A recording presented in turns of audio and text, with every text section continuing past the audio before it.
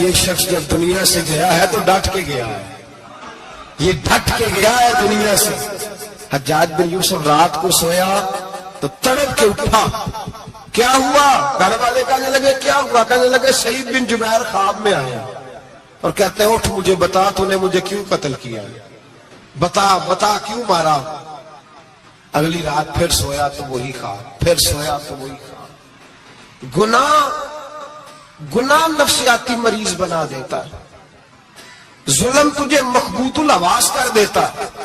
جب تو زیادتی کرتا ہے تو اللہ فرماتے ہیں کہ میں تو اللہ کو بھولتا ہے، اللہ تجھے اپنا بھلا دیتا ہے، پھر تو بھول جاتا ہے، پھر تو سیدھے رستے پہ چلتا ہے پر بھٹک جاتا ہے، پھر تو صحیح رستوں کا تعین کر کے بھی گمراہ ہوتا ہے، پھر تو روز وہی گاڑی چلاتا ہے پر اب جب تو بریک لگاتا ہے تو نہیں لگتی۔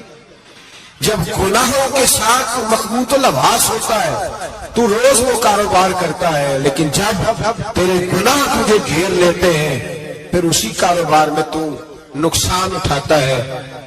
حجاج بن یوسف تڑپتا ہے، روتا ہے، یہاں تک کہ بیمار ہو گیا، پیٹ میں درد ہوتی ہے، پتہ نہیں کیا ہوگا، تکلیف ہوتی ہے، پتہ نہیں۔ سارے حکیم، طبیب، ڈاکٹر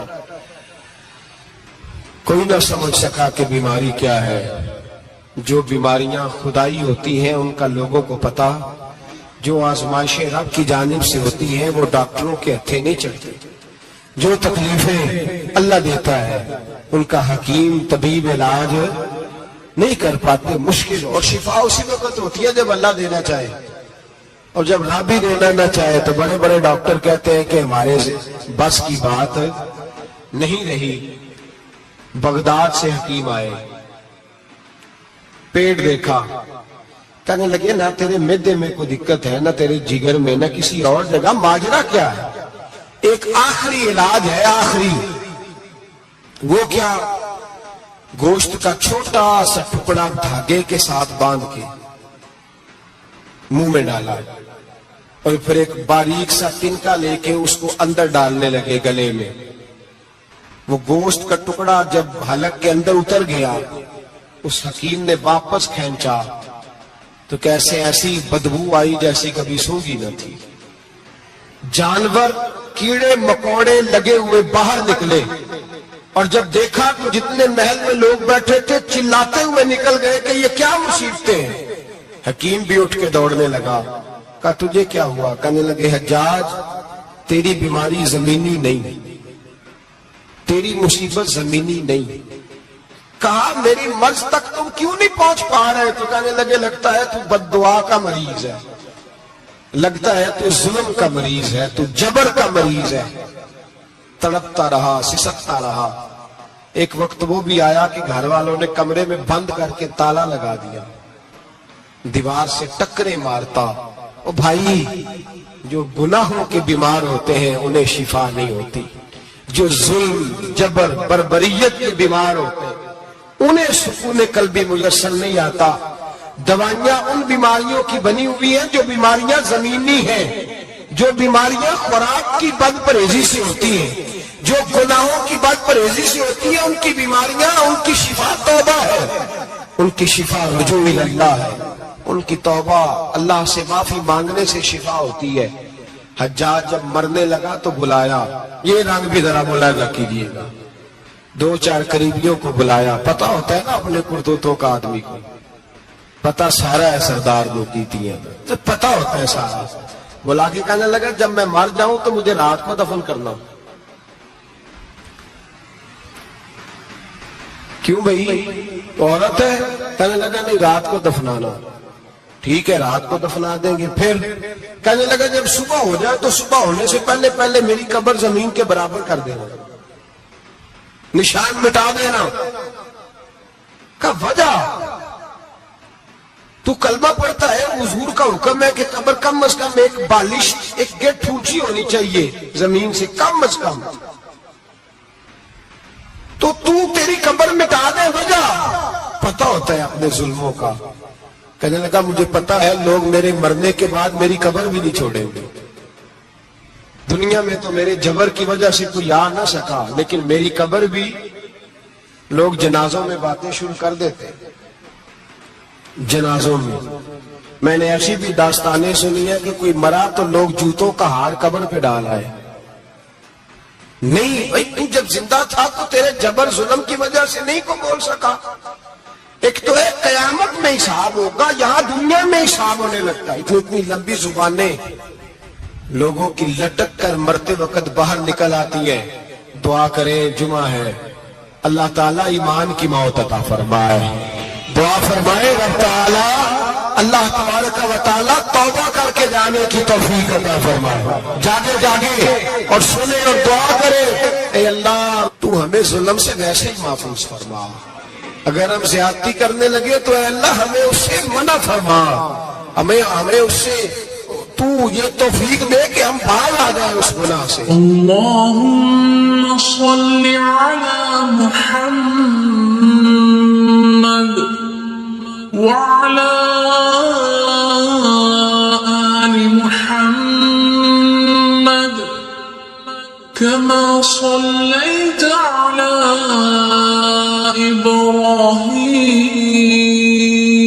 إبراهيم وعلى آل إبراهيم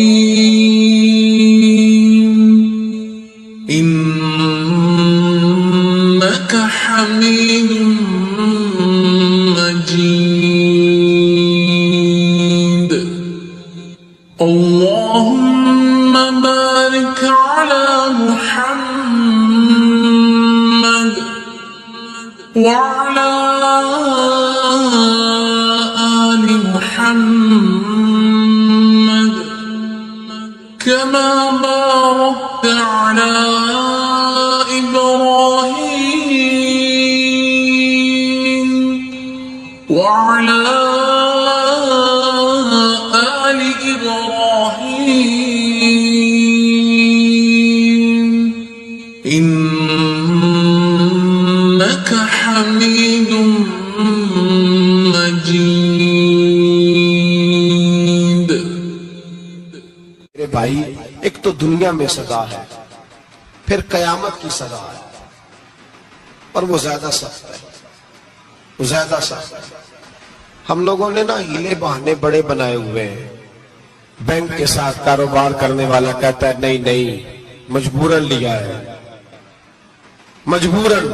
مر رہا تھا تو آخری لبوں پہ تھا تو جائز ہے، جائز ہے.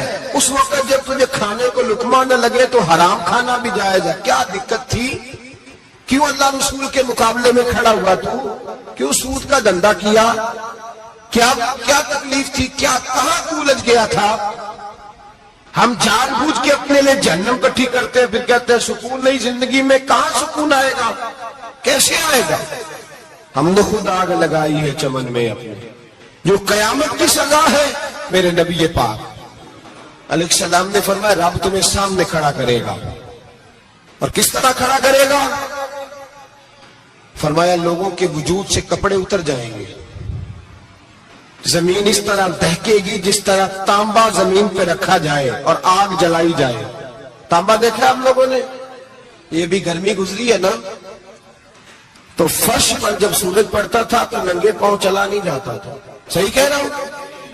ننگے پاؤں، بچے کا پیر زمین پہ لگتا تو چیخ اٹھتے ہیں، کہتے ہیں وہ جل گیا پیر. حالانکہ یہ فرش دنیا کے. اور اگر تانبے کے اندر خاصیت ہے کہ اگر کوئی دھات جلدی اور زیادہ گرم ہوتی ہے تو وہ تانبا ہے. میرے نبی نے مثال دی تو اس کی بھی جو سخت تھا، فرمایا تانبے کی طرح زمین تپائی جائے گی اور پھر ننگے پاؤں رب تمہیں کھڑا کرے گا. آج سورج کی پشت تمہاری جانب ہے، قیامت میں منہ تمہاری جانب ہوگا. نیزہ آپ نے دیکھا ہوگا، نیزہ ہوتا تھا.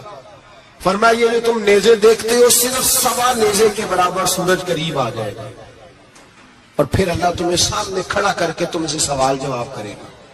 اور حضور نے کہہ دیا ہے تو اب کسی نعت خواہ کے کہنے سے بات بدل سکتی، کسی پیر کے کہنے سے جملہ بدل سکتا، کسی خطیب کے کہنے سے فکر نہ کرنا وہ سامنے جنت پڑی ہے. اب بات بدل سکتی. خدا کی رحمت پر بھروسہ رکھنا ضروری ہے، نبی پاک کی شفاعت کی امید رکھنا. بولیے لیکن جو حضور نے بیان کیا ہے اس کو ماننا بھی یہ بھی ضروری ہے. میرے نبی پاک نے فرمایا اللہ تم سے حساب لے گا اور اللہ پوچھے گا, تم نے جواب دینا ہے. حضور کس کس شے کا؟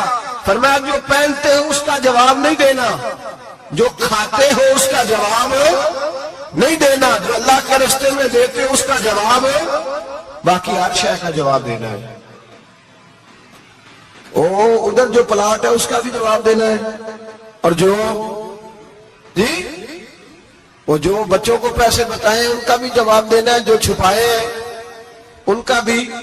ثم لتسألن یومئذ عن النعیم, جو کمیٹی اپنے محلے میں ڈالی ہے اس کا بھی جواب دینا ہے, جو سسرال کے علاقے میں ابا جی سے چوری ڈالی ہوئی ہے اس کا جواب بھی, سب کا جواب دینا ہے, تمام حساب کتاب. اور اللہ فرماتے ہیں میں سامنے کھڑا کر کے ہر سوال کا تجھ سے جواب, تجھے ہر سوال کا جواب صاحب. اچھا یہ جو بڑے لوگ تھے وہ حساب سے ڈرتے تھے, ہم چھوٹے لوگ ہیں ہم حساب سے ہم نہیں ڈرتے, ہم کہتے ہیں دیکھی جائے گی. بڑے لوگ جو تھے وہ حساب سے.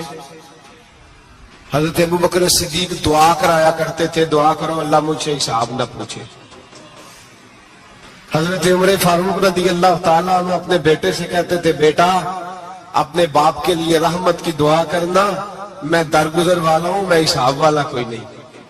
بڑے لوگ ڈرتے تھے, بڑے لوگ. حضرت عثمان غنی قبر پہ کھڑے ہوتے تھے تو داڑھی آنسوؤں سے بھیگ جاتی. غلام کہتے ہیں حضور 3 دفعہ نبی پاک نے آپ کو جنت کی بشارت دی ہے, 3 دفعہ بشارت دی ہے, تو آپ کیوں اتنا روتے ہیں؟ عثمان غنی فرماتے جس رسول نے مجھے جنتی کہا ہے اسی محبوب نے مجھے فرمایا تھا عثمان قبر آخرت کی منزلوں میں سے پہلی منزل ہے. اور آپ فرماتے میرے تو کمرے میں دیا گل ہو جائے تو مجھے ڈر لگتا ہے, اس میں تو مکمل اندھیرا ہے.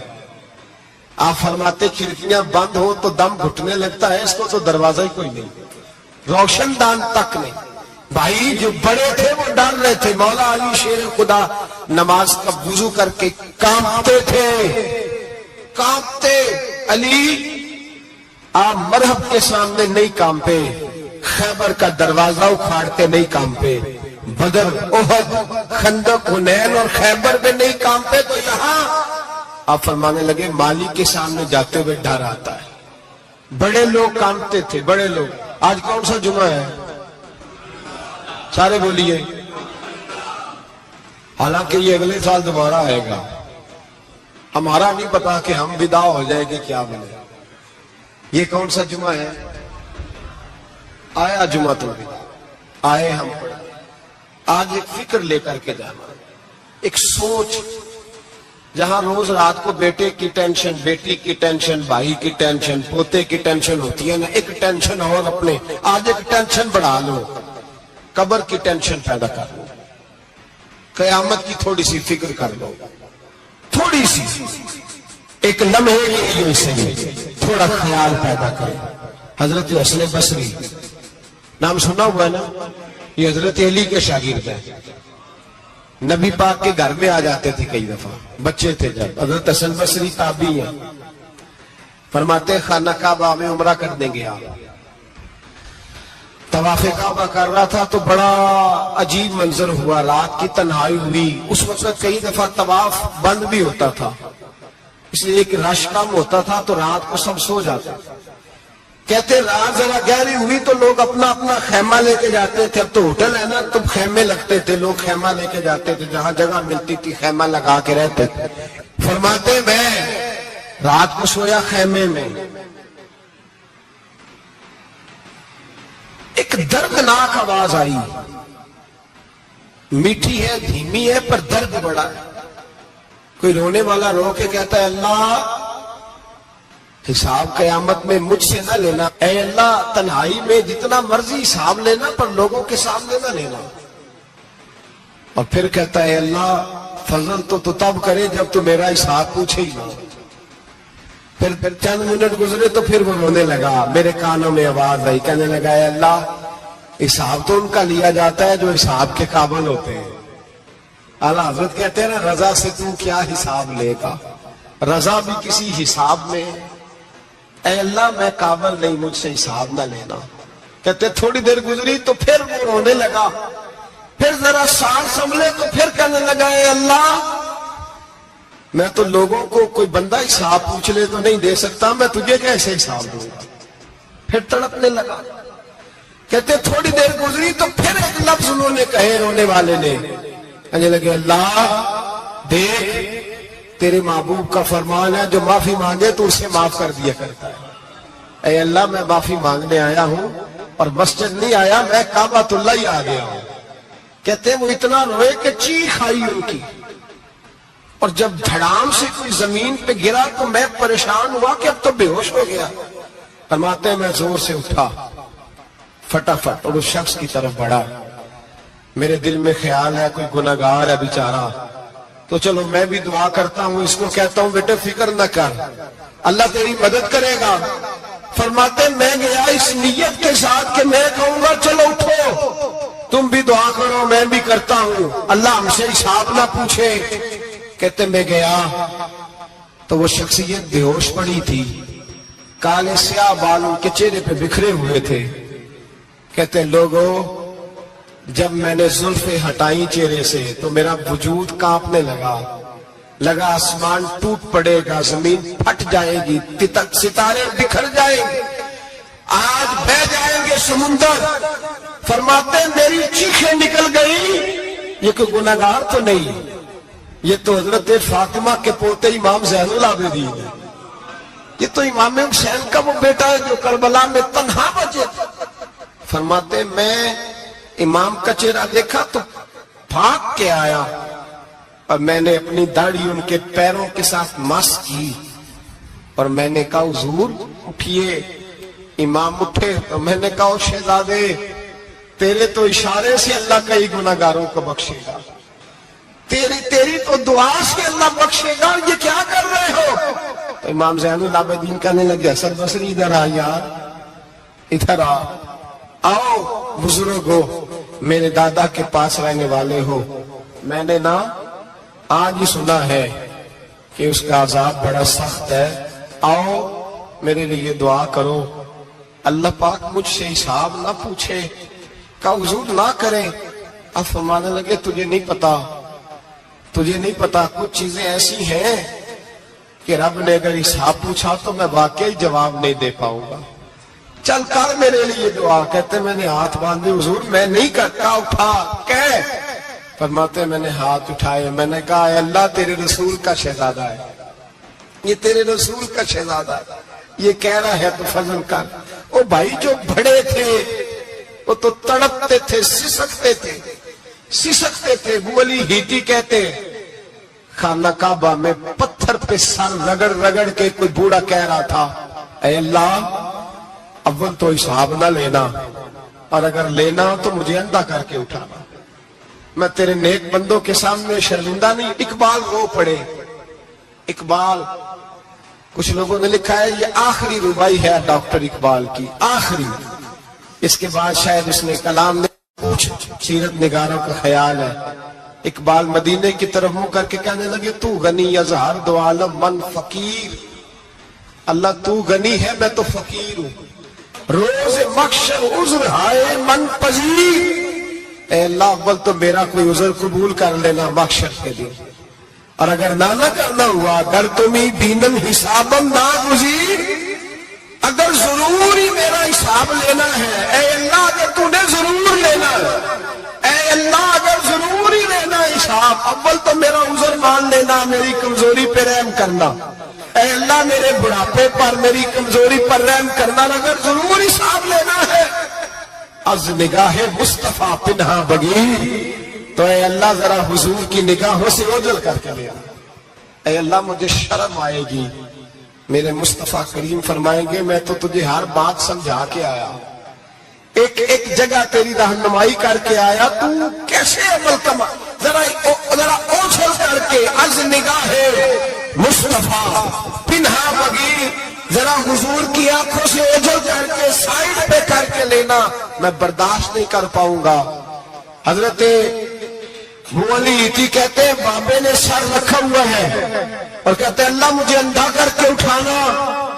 फरमाते मैं गया, मैंने कहा चलो मैं दुआ करता हूं जाके, فرماتے جب میں نے جا کے بزرگوں کی کمر پہ ہاتھ رکھا، ان کا چہرہ دیکھا تو یہ کوئی گناہگار تو نہیں، یہ تو بغداد کے پیر عبد القادر جیلانی ہے، یہ تو محبوب سبحانی غوث سمدانی ہے، یہ تو وہ شخص ہے جو قدم لگائے تو اللہ ولایت عطا کرتا ہے۔ جو بڑے تھے وہ ڈر رہے تھے۔ معین الملت والدین، عطائے رسول، ہند الولی، غریب نواز حضرت خواجہ معین الدین اجمیری رحمت اللہ علیہ، خواجہ قطب الدین بختیار کاکی کو تنہائی میں بلا کے کہنے لگے معین الدین سید زادہ ہے، معین الدین حضور کے خاندان میں پیدا ہوا ہے، معین الدین سے اس کے پیر کو بڑی امیدیں تھیں، معین الدین کو رسول پاک نے ہندوستان بھیجا تھا، پر قطب الدین یار معین الدین تبلیغ کا حق نہیں ادا کر سکا۔ حضرت خواجہ قطب الدین کہنے لگے حضور 90 لاکھ تو مسلمان کر دیے، اور کیا حق تھا؟ فرمایا نہیں، جب تو تہجد کی نماز پڑھے نا بیٹا اپنے لیے دعا مانگنا تو خدا سے کہنا مولا میرے پیر کی کوتاہیاں معاف کر۔ وہ جس اعزاز کا تھا وہ کام نہیں کر سکتا، جو بڑے تھے ان کی تو باتیں بڑی تھی، یہ جو ہم چھوٹے آئے ہیں نا نئے، ٹکٹیں دیتے پھرتے، ٹکٹیں، بے نمازی جاہل ان پڑھ پی ٹکٹیں بانٹتا ہے لوگوں کو، تو بھی بخشا ہے تو بھی بخشا ہے۔ وہ 90 لاکھ لوگوں کو راہ حق پر لگا کے بھی کہتے تھے نہیں، حق تو یہ ہے کہ حق ادا نہ ہوا، حق تو یہ ہے کہ حق، کوئی شے پلے نہیں، ڈٹا ہوا کھڑا ہے مسلمان، ڈٹا ہوا۔ یہ حساب سنے۔ کسی نے حضرت ابو ہریرہ سے کہا کہ کوئی ایسی حدیث سناؤ جو آپ کو بھی بڑی محبوب ہو۔ حضرت ابو ہریرہ نے چیخ ماری، رونے لگے اور بے ہوش ہو گئے، پھر ہلایا، پانی پلایا، اٹھے، کہا حضور بات کی تھی حدیث سنائے، پھر رونے لگے۔ ہمیں تو نہیں نہ رونا آتا، ہمیں تو تب آتا ہے جب بیٹا بات نہ مانے، ہمیں تو تب آتا ہے جب کاروبار میں نقصان ہو جائے، ہمیں تو تب رونا آتا ہے جب ہمارا کوئی دوست ہمارے بارے میں غلط بات کر دے، بے عزتی دنیا کی ہو جائے۔ حضرت ابو ہریرہ 3 دفعہ ہوش آیا، 3 دفعہ روئے اور کہنے لگے عزیزو یہ وہ والی حدیث ہے کہ میں سوچتا بھی ہوں تو میں تڑپ اٹھتا ہوں۔ کہا کون سی حدیث؟ تو حضرت ابو ہریرہ کہنے لگے میں نے نبی پاک سے سنا ہے قیامت میں سب سے پہلے علماء کا حساب ہوگا، سب سے پہلے علماء کا۔ رب کریم فرمائے گا تمہاری دین کے نام پر بڑی موجیں تھیں، تمہارے بڑے پوسٹر چھپتے تھے، لائنیں بنا کے لوگ تمہارے ہاتھ چومتے تھے، لوگ تمہاری گڑی کو بھی چومنا اپنے لیے سعادت سمجھتے تھے۔ بتاؤ میرے رسول کے نام پر کھانے والوں کیا کر کے آئے ہو؟ عمل بتاؤ، عمل، موج بڑی کی نا تم نے، بتاؤ عمل۔ علماء عالم عرض کرے گئے اللہ میں جگہ جگہ تیرے رسول کے دین کی بات کرتا تھا، میں قرآن کے درس دیتا تھا، میں راتیں بیدار رہ کے تیاریاں کرتا تھا، میں جو بن سکا کیا۔ رب فرمائے گا نہیں، تو نے تو اس لیے کیا تھا کہ لوگ تجھے پیر صاحب کہے، مولانا صاحب کہے، تیرے نعرے لگائے، تو لگے نہیں پھر تیرے نعرے، پھر لوگوں نے لمبے لمبے القابات پکارے نہیں تیرے۔ حضور سید عالم علیہ السلام فرماتے پہلا حساب اس کا لے گا جو عالم کہلاتا تھا۔ رب پوچھے گا تجھے طاقت دی، ہمت دی، بولنے کی صلاحیت دی، اپنے فضل سے دی، بتا کیا کما کے آیا۔ حضرت ابو ہریرہ روتے کہتے ہیں میں بھی تو حدیثیں سناتا ہوں، میں بھی تو عالم ہوں، میرے پیچھے بھی تو لوگ بھاگتے ہیں، لوگوں بتاؤ اگر اللہ نے ابو ہریرہ سے پوچھا تو کیا جواب دے گا؟ اللہ فرمائے گا علماء کے لیے بخاری مسلم ہے، انہیں اٹھاؤ اور جہنم میں ڈال دو، امام غزالی فرماتے ہیں اگر کسی عالم کو سزا ملی تو سخت سے سخت عالم کو ملے گی. دعا فرمائے اللہ میرے جیسے لوگوں کو ہدایت کا رستہ عطا فرمائے، اور جو کہتے ہیں سمجھتے ہیں اللہ اس پر عمل کی توفیق عطا فرمائے. فرمایا حضرت ابو ہریرہ نے دوسرے نمبر پر سخی اللہ کی بارگاہ میں کھڑا کیا جائے، مالدار. رب فرمائے گا بول کچھ ایسے بھی تھے جن کے پاس شام کی روٹی نہیں تھی، تجھے میں نے تیری تجوری بھر کے تجھے دولت عطا کی، تجھے وراثت میں نے مربے دیے، جائیدادیں دی. بتا وہ کچھ وہ تھے سویرے مزدوری کرنے جاتے تھے، کما کے لاتے تھے، ہزاروں روپیہ تیری بینک میں پڑا تھا، بتا کیا کیا تو نے؟ اے اللہ میں نے مسجد میں دیے، مدرسے میں دیے، 30 دن افطاریاں پکاتا رہا. اللہ فرمائے گا تو جھوٹ بولتا ہے، تو سارا کچھ اس لیے کرتا تھا کہ لوگ تجھے سخی کہیں. ہاں ہاں تیرا اعلان ہوا مسجد میں، لوگوں نے کہا وہ دیکھو کتنے پیسے دے رہا ہے، اس کا وہ دیکھو نام لکھا ہوا ہے ہسپتال کے ایک کونے میں کہ یہ والا بلاک فلاں سیٹ صاحب نے بنایا، یہ دیکھو لکھا ہوا ہے کہ یہ کمرہ مدرسے کا اس نے بنایا، تو لکھ دیا گیا، نعرے لگ گئے، اب جا دوڑ جا. اللہ جہنم میں پھینک دے گا. فرمایا پھر شہید کھڑا کیا جائے گا. ہاں بھائی تجھے طاقت دی، ہمت دی، بتا کہاں خرچ کی، کہاں؟ اے اللہ شہید ہی ہو گیا. فرمایا وہ تو اس لیے ہوا تھا کہ لوگ تجھے شہید کہیں، بہادر کہیں، تیرے نام پہ روڈ کا نام رکھا جائے، تمغائیں حسن کارکردگی ملے، سو مل گیا. میرے لیے بتا کیا کر کے آیا ہے، میرے لیے اسے اٹھاؤ اور جہنم میں پھینک دو. بھائیو عذاب کڑا ہے، عذاب سخت ہے، حساب سخت ہے، اور جو حساب لینے والا ہے اس کو میں نا تراویح ہو رہی تھی تو قاری صاحب نے ایک سورہ یاسین شروع کی، وَامْتَازُوا الْيَوْمَ أَيُّهَا الْمُجْرِمُونَ. اللہ فرماتا ہے قیامت میں میں کہوں گا مجرم جو ہے نا وہ صفوں سے باہر آ جائے، صفوں سے باہر آ جائے. ایک ہمارے فزکس کے ٹیچر ہوتے تھے تو بڑی سخت چھڑی مارتے تھے، تو جب وہ قد بھی بڑا تھا، جلال بھی بڑا تھا، اور اصول بڑے اچھے انسان تھے لیکن سخت تھے، تو مجھے یاد آتا تھا کہ جب وہ سویرے آ کے کہتے تھے جس نے کام نے لکھا وہ باہر نکل آئے. دو قسم کی چوٹ لگتی تھی.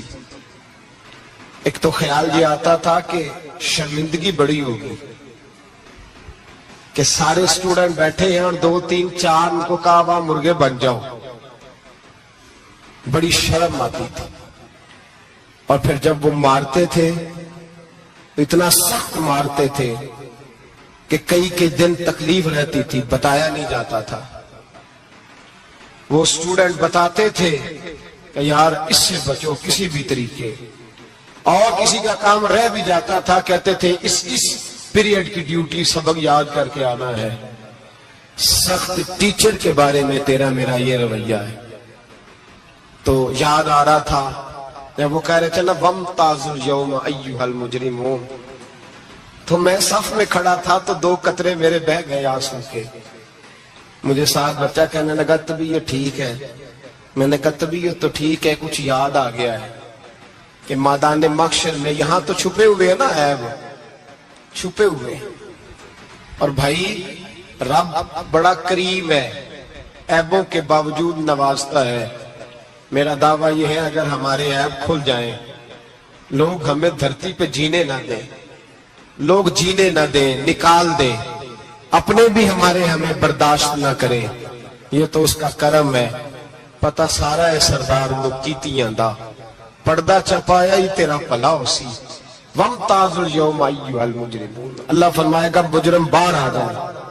یا اللہ کیا ہوگا؟ جب سوال جواب ہوں گے تو رب فرماتے ہیں تیری زبان پہ مور لگا کے بند کر دوں گا، تیرے ہاتھ بولیں گے، پیر بولیں گے، سر بولے گا، پیٹ بولے گا. اس وقت کی فکر پیدا کرے، ٹینشن پیدا کرے۔ وقوع قیامت حق ہے، اور باندھ کے نا لوگ پیر باندھ کے زور کے ساتھ باندھتے، سگا بیٹا جب قبر میں دفن کرتا ہے نا تو وہ بھی کہتا ہے وہ کونا، یہ کونا تھوڑا سا مٹی کا، میں یہاں بھی مٹی ڈالوں۔ پہلے لوگ روزانہ جاتے ہیں، پھر ہفتے کے بعد، پھر مہینوں بیت جاتے ہیں۔ کچھ قبریں ایسی بھی ہیں جن پہ کھڑے ہوں تو لگتا ہے قبریں رو رہی ہیں، اور کہتی ہیں جاؤ میرے گھر والوں سے جا کے کہو کو پھیرا ہی لگا جائے۔ ایک دفعہ آئے تو صحیح، کوئی مٹی نہیں ڈالتا۔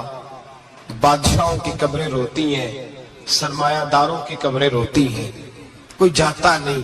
اتنے اتنے موٹے سوراخ ہیں قبروں میں، آپ اپنے شہر کے قبرستان پھر کے دیکھ لیں، سوراخ ہے۔ او بھائی، حضرت مولا علی شیر خدا قبرستان گئے تو پہلے رونے لگے، پھر کہنے لگے قبروں والوں کیا حال ہے تمہارا؟ تو آپ فرماتے ہیں مردہ مجھے اندر سے بول کے کہنے لگا علی کفن پھٹ گیا، ہڈیاں ٹوٹ گئی، مال تو دے آئے تھے، وارثوں کے اوپر حساب ہمیں دینا پڑ رہا ہے، تو بتا پیچھے کیا حالات ہیں؟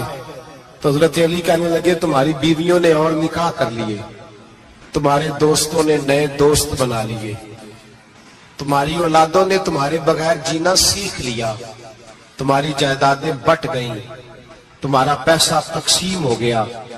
پہلے تو کوئی تمہارا نام لیتا تھا تو تمہارا ذکر ختم ہو گیا، اب تو ایک دو نسل تک تمہارا ذکر تھا، اب تو تمہیں یاد ہی کوئی نہیں کرتا۔ کہتے ہیں لوگ یہاں کوئی رہا کرتا تھا، یہاں کوئی ہوا کرتا تھا، اب تو تم قصہ پرینہ، قصہ ماضی ہو گئے۔ حساب کا وقت قریب ہے، تم پر بڑا زور دیا ہے۔ ایک اللہ کو ماننا، اور اللہ کو ماننے کا مطلب ہے نبی پاک کو بھی ماننا، اللہ کو ماننے کا مطلب ہے کتابوں کو بھی ماننا، قرآن پاک کو بھی ماننا۔ لیکن دو باتیں آپ کو زیادہ ملیں گی، ایک ایمان، اور اس کے بعد سب سے زیادہ زور ہے ایمان بالآخرت پر، آخرت کو مانو۔ وَمِنَ النَّاسِ مَن يَقُولُ آمَنَّا بِاللَّهِ وَبِالْيَوْمِ الْآخِرِ وَمَا هُمْ بِمُؤْمِنِينَ۔ اللہ فرماتے ہیں کچھ لوگوں کا دعویٰ ہے کہ ہم اللہ اور آخرت پر ایمان رکھتے ہیں، حالانکہ وہ ایمان نہیں رکھتے، دعویٰ کرتے ہیں، نفاق کا مظاہرہ کرتے ہیں، منافقت کرتے ہیں۔ جو اللہ کو ماننے والا ہوتا ہے اس کا رنگ اور ہوتا ہے، جس کو پتا ہوتا ہے قیامت کے دن اللہ کے حضور کھڑے ہونا ہے، اس کے اعمال یہ نہیں مانتے، کہتے ہیں ہم مانتے ہیں، پر مانتے، دعویٰ ہے کہ ہم مانتے ہیں آخرت کو بھی اور اللہ کو بھی، پر نہیں مانتے۔ قیامت قائم ہونا ضروری ہے۔ اگر وقوع قیامت نہ ہو تو ظالم کی تو موجیں لگ گئی، جابر تو موج کرے گا، فاسق اور فاجر تو کہیں گے دنیا میں بھی ہم اپنے اقتدار کے زور پر جیتے رہے، آج بھی ہمیں پوچھنے والا کوئی نہیں۔ عقلاً نقلاً قیامت کا قائم ہونا ضروری ہے۔ قیامت قائم ہوگی تو مظلوم کو اس کے ظلم پر داد رسی کی جائے گی اور ظالم کو سزا ملے گی۔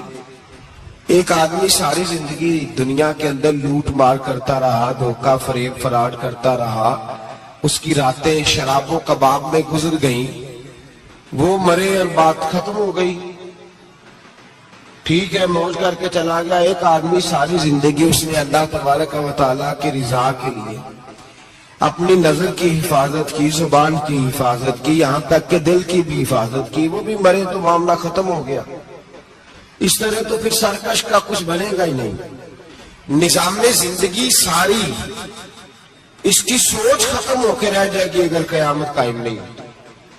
قیامت کا قائم ہونا حق ہے، اس لیے قرآن مجید نے ایک جگہ پہ نہیں 20 جگہ پہ یہ بیان فرمایا ہے کہ قیامت ضرور قائم ہوگی۔ قیامت، اور وہ قائم ہو کر اپنے سارے لوازمات سمیت قائم ہوگی۔ میرے نبی پاک صلی اللہ علیہ وسلم نے فرمایا مظلوم کو حق ملے گا، ظالم کو سزا ملے گی۔ جابر اس دن اللہ کی بارگاہ میں رسوا کیے جائیں گے، جن پر جبر کرتے رہے انہیں اللہ کے حضور سے عطا کیا جائے گا۔ قیامت کا وقوع ہونا ضروری ہے، اور قیامت تو جب قائم ہوگی تب ہوگی، دنیا میں بھی ایسا ہوتا ہے۔ ظلم کا انجام ٹھیک نہیں ہوتا، جبر کا انجام، جھوٹ کی زندگی لمبی نہیں ہوتی، دھوکے، فریب، فراڈ، ملمہ سازی، ان چیزوں کی عمریں اللہ نے تھوڑی رکھی ہے۔ اللهم صل على محمد وعلى آل محمد كما صليت على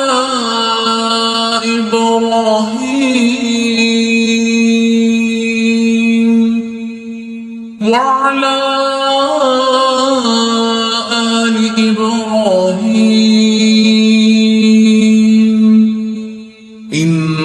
إنك حميد مجيد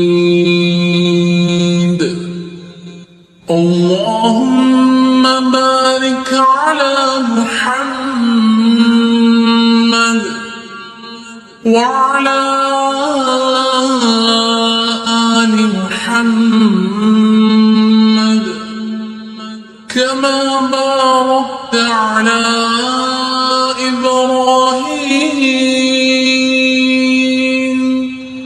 وعلى آل إبراهيم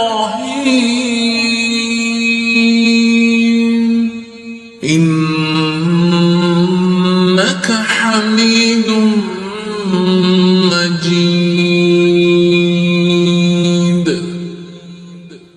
وقتی طور پر ظالم کو، دھوکے باز کو، جابر کو جو مہلت ملتی ہے وہ سمجھتا ہے میری سیاست کام کر رہی ہے، وہ سمجھتا ہے میں بڑا دانا ہوں، بڑا چالاک ہوں، دیکھ لو اتنے ظلم کے، جبر کے، دھوکے کے باوجود بنا ہوا ہوں۔ حالانکہ اللہ کی طرف سے اسے مہلت ملتی ہے، اور بڑے مہربان ہے، مہلت اس طرح دیتا ہے کہ میرے نبی پاک علیہ السلام نے فرمایا جب میرا مسلمان نیکی کرتا ہے تو اللہ فرشتوں سے فرماتا ہے 70 گنا بڑھا کے لکھ لو اس کی نیکی، 70 گنا۔ اور جب گناہ کرتا ہے تو اللہ فرماتا ہے ٹھہر جاؤ، ابھی لکھنا نہ، اسے ٹائم دو۔ یا اللہ کتنا؟ فرمایا 24 گھنٹے تو دو، ہو سکتا ہے توبہ کر لے۔ یہ اس کی مہربانی ہے۔ اب وہ جو اللہ نے مہلت دی ہے نا کہ شاید توبہ کر لے، لوگ سمجھتے ہیں میری چالاکی کی وجہ سے نظام سیٹ چل رہا ہے، میں بڑا تیز ہوں، 2 4 5 باتیں بولتا ہوں سب صحیح ہو جاتا ہے۔ لوگ اس کو اپنی دانائی سمجھ لیتے ہیں، حالانکہ وہ اللہ کی طرف سے۔ فرعون نے کئی 100 سال حکومت کی، اور اس طرح اس نے ظلم کیے کہ لاکھوں اور ہزاروں بچے قتل ہی کرا دیے، 12,000 عورتوں کے پیٹ میں حمل تھا اس نے ضائع کرا دیا۔ جب حضرت موسیٰ علیہ السلام اپنی قوم کو لے کے نکلے، رستے میں دریا آ گیا، فرعون پیچھے لگا ہوا تھا، وَإِذْ فَرَقْنَا بِكُمُ الْبَحْرَ فَأَنْجَيْنَاكُمْ۔ اللہ فرماتے تمہارے لیے میں نے دریا کو پھاڑا اور تمہیں نجات دے دی، وَأَغْرَقْنَا آلَ فِرْعَوْنَ، اور فرعون کو غرق کر دیا، وَأَنْتُمْ تَنْظُرُونَ، تم کھڑے دیکھ رہے تھے۔ اب جب حضرت موسیٰ دریا کے کنارے پہنچے تو فرعون بھی پیچھے آیا۔ فرعون لوگوں سے کہا کرتا تھا کہ میں کہتا ہوں تو دریا چلتا ہے، میں کہتا ہوں تو ہوائیں آتی ہے، میرے حکم کے پابند ہے سارے۔ جاگ رہے نا آپ حضرات، غور فرمائیے گا بات پر۔ دعویٰ تھا اس کا کہ میں کہتا ہوں تو نظام زندگی چلتا ہے۔ اب جب دریا کے کنارے پہنچے حضرت موسیٰ علیہ السلام تو اللہ نے حکم دیا کہ آپ عصا ماریں۔ جناب موسیٰ نے عصا مارا، 12 رستے بن گئے۔ اب حضرت موسیٰ کی قوم گزر رہی تھی تو فرعون سے پوچھنے لگے کہ تو کہتا تھا میرے حکم سے چلتا ہے، تو وہ تو حضرت موسیٰ نے ڈنڈا مارا ہے تو رستہ بن گیا ہے۔ باز نہیں آتا انسان باز بہانے بڑے ہیں اس کے پاس، بڑی دلیلیں ہیں، جھوٹ سچ بول کے اپنے آپ کو مطمئن کرتا ہے، آخر دم تک تبدیل ہونے کو تیار نہیں ہوتا، دلیلیں گھڑتا رہتا ہے، بناتا رہتا ہے، شور کرتا ہے جان بوجھ کے۔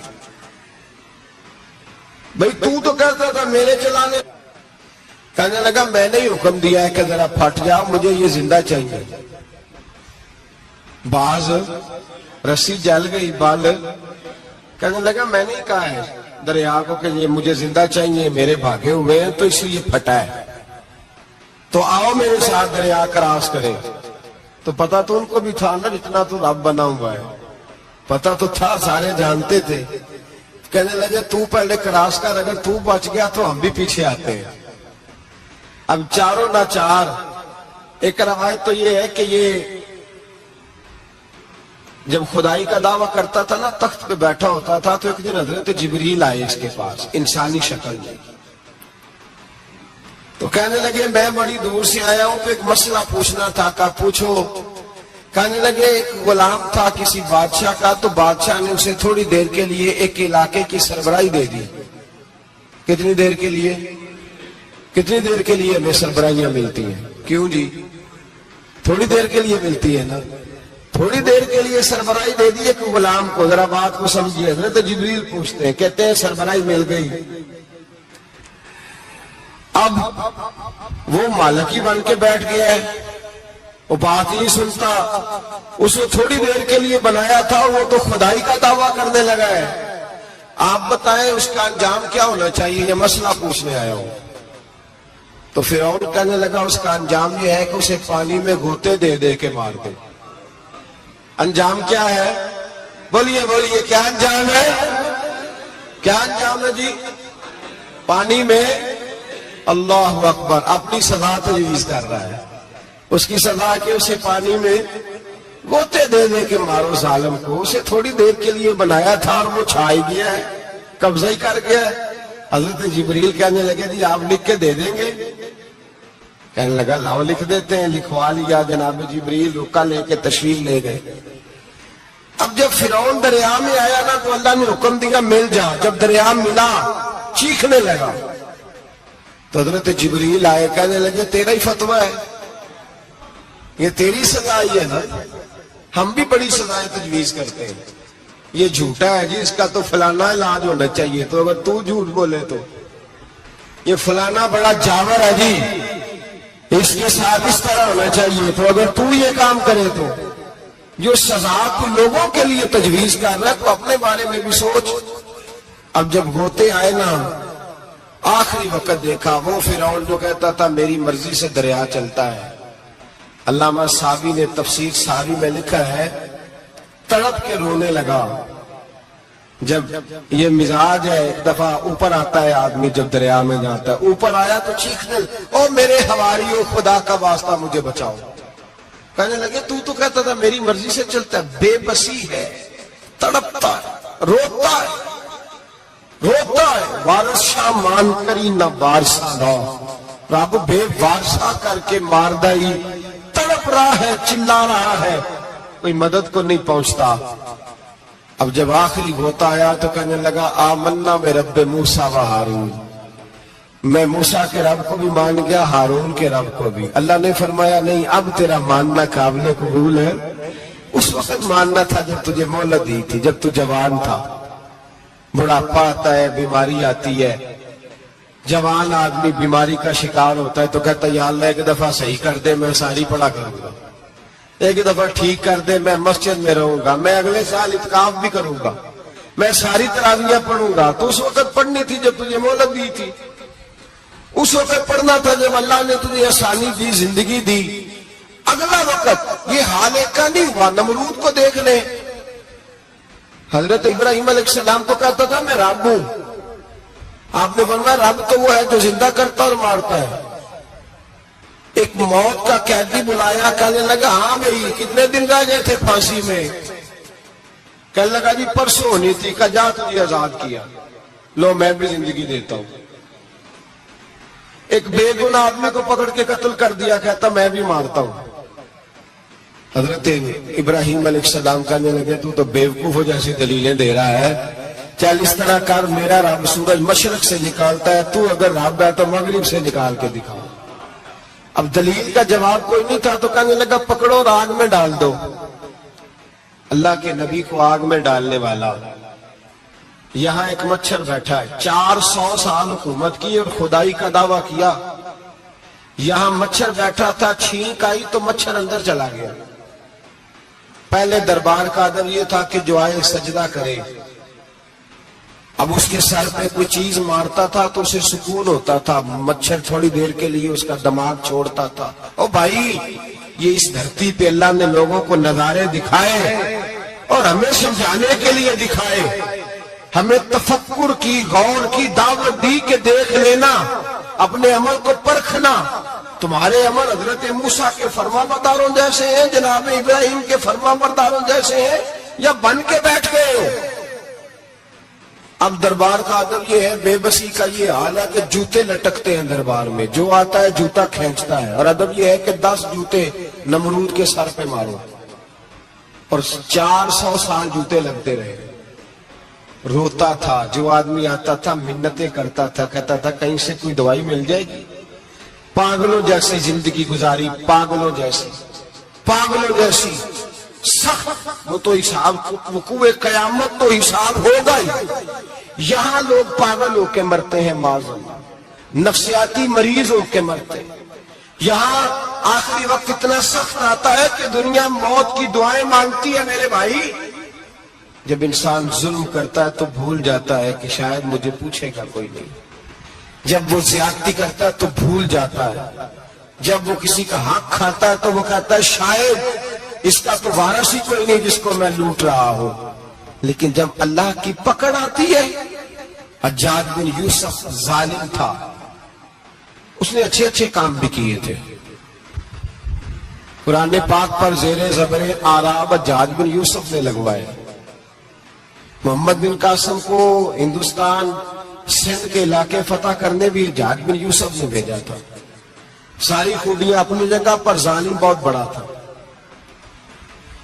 کسی آدمی نے اس کے سامنے کونے کی طرف منہ کر کے ساتھ والے سے بات کرنی تو کہنے لگا میرے خلاف کی ہے، اس کو لے جاؤ، 2 ٹکڑے کر کے واپس لے آؤ۔